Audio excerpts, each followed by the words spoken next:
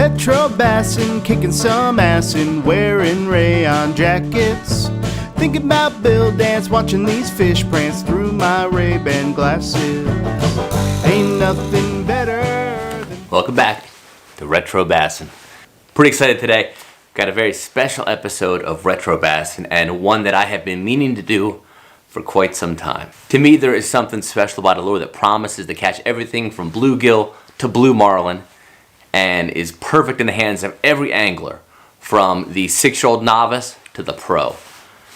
Quite frankly, there is not a lure that has that as seen on TV logo that I have not purchased at one time or the other. But today on Retro Bassin', I'm going to show you the top 10 gimmick lures of all time.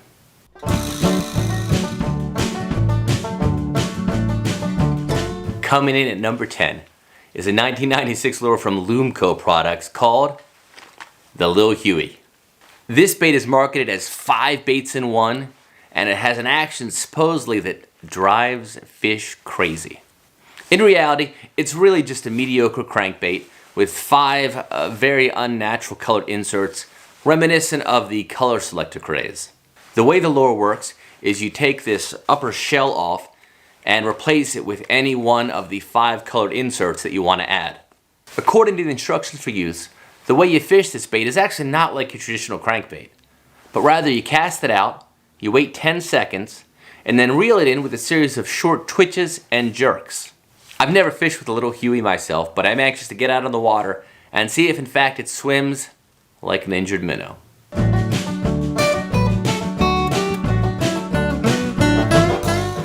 Bud, why? Sir. Who remembers the Budweiser ad campaign from Budweiser back in 1995? It was really the first viral beer commercial that I remember, and I still remember those weird robotic frogs in the swamp chirping to the tune of Budweiser. Really, it was no surprise that Budweiser tried to capitalize on the success of that ad campaign, and this is actually the first of 2 Budweiser lures on the top 10 gimmick list.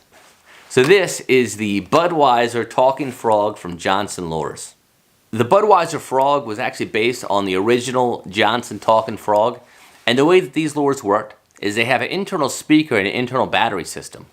When water hits the 2 contacts, as you see here, it actually activates the circuit, and this thing starts croaking, and this one starts saying Budweiser. This bait looks eerily similar to another frog that I've used quite a bit, and that is the Doug Hannon frog bait. Now there is one difference on the Budweiser frog, and I'll show you this. It's got a very high, thick body that does not compress.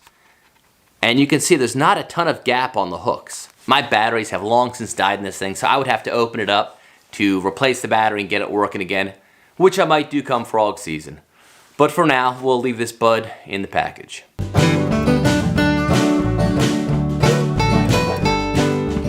Long before the laser lure, there was the electronic lure from Viking Lures. It features live light action, which is basically a red battery-powered light that shines whenever this bait hits the water. The bait runs on a pair of hearing aid batteries, which I imagine will make it pretty useful for any Miracle Ear users on the water. But other than that, I'm not too sure what this light does. It's hard to say if that flashing red light attracts bass or has them running for the grass flats. I do love the packaging of these baits though, and just the whole idea of incorporating batteries into lures. This is really the first one that I remember that had any mainstream success.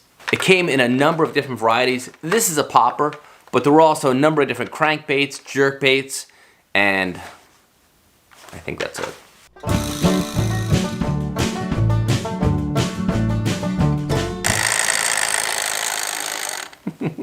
No, this is not a bass toy, but this is definitely one of my favorite gimmick baits of all time, the Power Pack Minnow. Mechanical lures have been around for decades, but really this is the first one that I remember that had any major mainstream success. Developed by Frank G. Pierce in Dallas, Texas in 1987, the Power Pack lures hit shelves with an infomercial to boot. The way this lure works is pretty interesting. You pull the string, which happens on the back cast, like such. When this bait hits the water, it vibrates, and it really does send a nice ring of ripples all around the bait.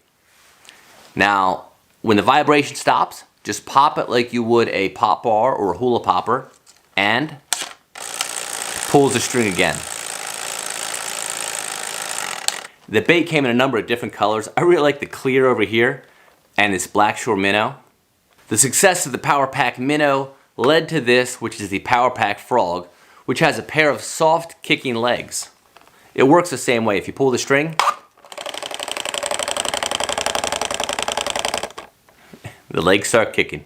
Everybody remembers their first kiss, and for me, this lure will always have a very special place in my heart. The first 5-pound bass I ever caught was on a Power Pack lure fish in a farm pond on the Delaware Eastern Shore. I still remember flipping that bait in.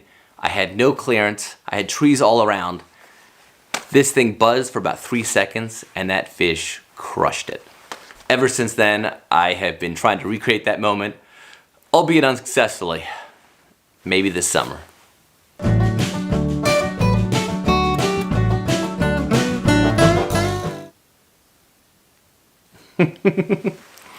Developed by angler Jeff Mancini, the Mighty Bite promised to be the future of fishing in its infomercial. Touted as the world's first 5-sense lure, the Mighty Bite promised to deliver scent, sound, smell, taste, and touch.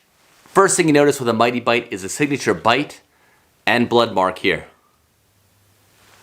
Now, I don't know if this looks like a fish that just got attacked or a fish that's got like Pfiesteria or some sort of fungus infection. Let's break down these 5 senses real quick. First off, from a sight perspective, it looks like a cheap swim bait. Nothing crazy there, except for this bite mark, which again, I don't know if that's going to be a benefit or not. As far as touch, it feels like any other soft plastic bait, so no real surprise there. When it comes to scent, sound, and taste, it does have a chamber. You can put in a rattle, or you could put in some fish scent. Again, things you could do with any other soft plastic bait.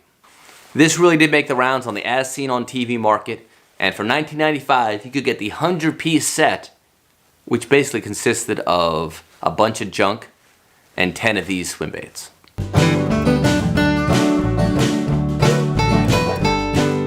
Sometime around 1986, Bill Dance set out to develop a very special bait. He wanted a bait that was long, slender like an eel, but had a crankbait head. After a few years of research and product testing, Bill came out with this, the Dance's Eel by Keeper Bait Company. According to Bill, this was the lure he wished for his entire fishing career, and it worked even better than he imagined. I've done a fair bit of fishing with Dance's Eel, both in the Keeper Bait version and the newer version from Yum. One of the interesting things about this bait is it doesn't necessarily fish the way that you think it would. For one, unlike most crankbaits, it sinks. This bait from a structure standpoint is really quite unique. It does have a crankbait standard lip here, which dives to about 6 foot. It's got a soft head, no rattle. Comes with a single treble hook and onto the eel tail. The way I typically fish this, I'll either fish it, I'll cast it out and reel it in on a steady retrieve. It'll run at about 6 foot deep, and if you don't fish it too quickly, that tail has a really nice serpentine action. Another way you can fish Dance's Eel is to cast it out, let it work like a countdown bait, and reel it in slow at the depth you want. And thirdly, you can jig this thing off the bottom, almost like a worm. Now, that treble hook, maybe not the best idea, but the versatility of this bait is absolutely pretty cool. Back when Bill was promoting his Fish Formula Sparkle Scales, they had some pretty cool deals where if you bought a Dance's Eel, you got a free bottle of Sparkle Scales.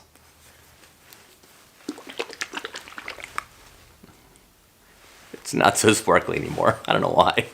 I felt a little bit bad putting Dance's Eel in the gimmick category, but I don't see a ton of pros fish with anything that looks even remotely similar to Dance's Eel, but maybe they should be.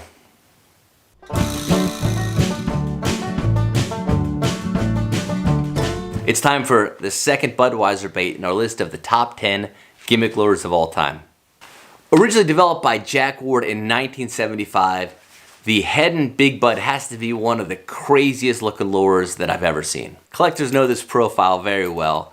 It is essentially a weird Budweiser can-shaped lure with a crankbait head, sort of an odd lip, and a single blade on the back. By the way, with no swivel, so it doesn't even spin. This bait is 100% gimmick. It fishes really, really weirdly. It's got a rather long lip, but it does not dive very deep. It almost has sort of a rolling motion to it. I've caught a few fish on this thing, but no monsters, truth be told. But you just have to love the iconic look of the Heddon Big Bud. From 1977 on, had to work with a couple of lure companies in Japan to continue production of the Heddon Big Bud, including Smith Company and Olympic Lures. Japan really took the Heddon Big Bud craze to the next level, and they produced hundreds of different colored baits with internal rattles, dice, even little mini soccer balls. It was pretty wild. Here's a camo Big Bud, and here's one with a couple of dice.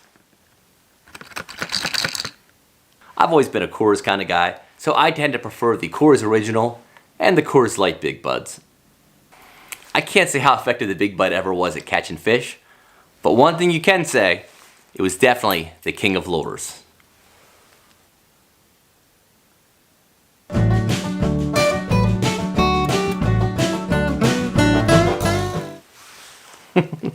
And then there were three. Number 3 in the list of the greatest gimmick lures of all time has to be Roland Martin's Helicopter Lure. This is 100% one of the goofiest looking baits you will ever see. The way this lure is designed, it does have 3 propellers, sort of like a helicopter. When you cast the bait out, these propellers will slowly spin around like this, and that lure will rotate through the water. First off, any soft plastic bass bait that comes with a swivel should raise some red flags. I have fished this thing a little bit. One of the things that happens for me is even with this swivel spinning, you can imagine you've got a bait on the other end of your line that every time you reel the handle, it makes a couple rotations. It's gonna be line twist city before you know it. Roland designed this bait working the grass mats and hydrilla pads down in Florida, and for that it might have worked great. There's actually some really good video of this thing going right over pads. When you hit a hole in the pads, you let it drop and it helicopters down. In those applications, this absolutely could be an effective bait. But just like any good infomercial, if it can catch bass, well, then it better be able to catch a blue marlin. And that's where I think this bait definitely jumped the shark. It's not a saltwater bait. It's not an open water bait. It is a bait for very specific applications. I know that when he gets together with his fishing buddies, Bill Dance and Jimmy Houston, they absolutely destroy him about the helicopter lure. But you'll get none of that here. Roland, congratulations. Number 3 on the best gimmick lures of all time. I wish that would spin. That swivel's just... Oh.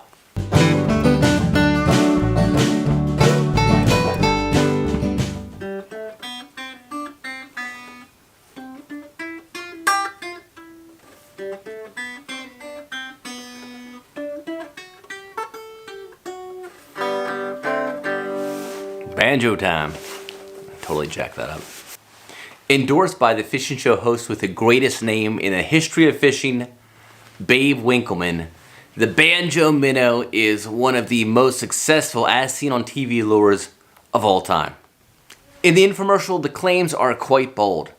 On one hand, it's the greatest fishing lure ever created and the first ever genetic response lure. I don't know what that means. But at the heart of it is a very well thought out bait which works quite well in a lot of applications. Designed by tournament angler Wayne Hockmeyer, who by the way has like the 2nd greatest name ever in the history of fishing, this bait was designed to emulate a wounded minnow. One of the unique things about the Banjo Minnow is that the majority of the soft plastic bait is unimpeded by hooks or anything else.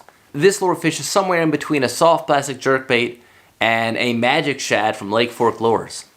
Cast the bait out, reel it in, kill it, it sinks, reel it in again. It does have a really nice motion to it, all said and done. And the kit comes with a fair number of lures in the back and also some more inside, all for that magic as seen on TV price of $19.95. According to Babe, I guarantee the Banjo Minnow will catch you more fish. And if not, paddle faster. Get it?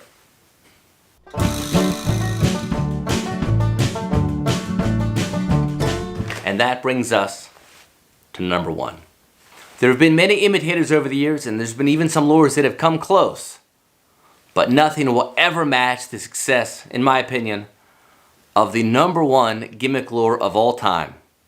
And of course, I'm talking about Alex Langner's flying lure.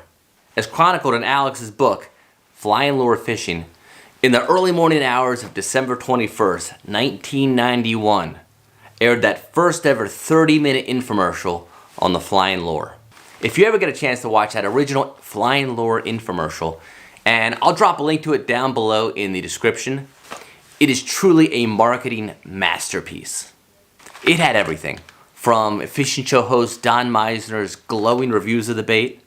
It had angler testimonials, anglers of all skill sets who all caught monster fish.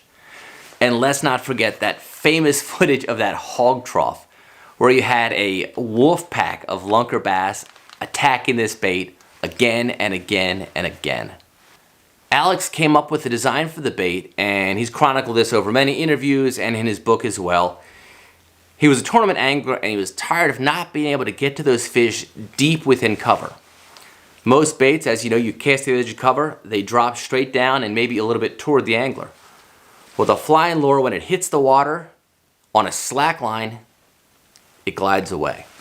So here's how the lure worked. First off, you had sort of a flattened tube and also a jig head which you insert into the tube. So we'll put one together now. So the jig head goes into the tube, pops it out, and there you go. Your line tie is on the bottom of the bait, and when you cast it out, because of the weight of the bait and also this flat bottom, it swims away from you. Now, where this bait might have jumped the shark, and this is understandable, first off, anytime something catches everything from bass to blue marlin, it's a little bit suspect. Likewise, fishing a lure that swims away from you on a slack line, well, that might not be best for novice or beginner anglers, which, to be frank, was the target audience of the flying lure. Kits like this are still available today at the Flying Lure website. I'll drop a link down below. And one thing that I didn't realize, but some of you might have seen my review of the Instant Fisherman, which I said was maybe the worst rod ever. That's actually from the designers of the Flying Lure. So hopefully this will make it up for a little bit. This is a great bait. It still works. It's always worked. No more Flying Lure shaming. I'm serious. No more. It's a good bait. Do me a favor. Drop a comment in the comment section below. Let me know which of these 10 lures you want me to fish with first. We've got some days coming up on the water, and that's a lot to choose from. If you enjoy what you saw today, hit that subscribe button and also that bell icon. That way you'll get notified when we upload a new video. Until next time, fish it old school.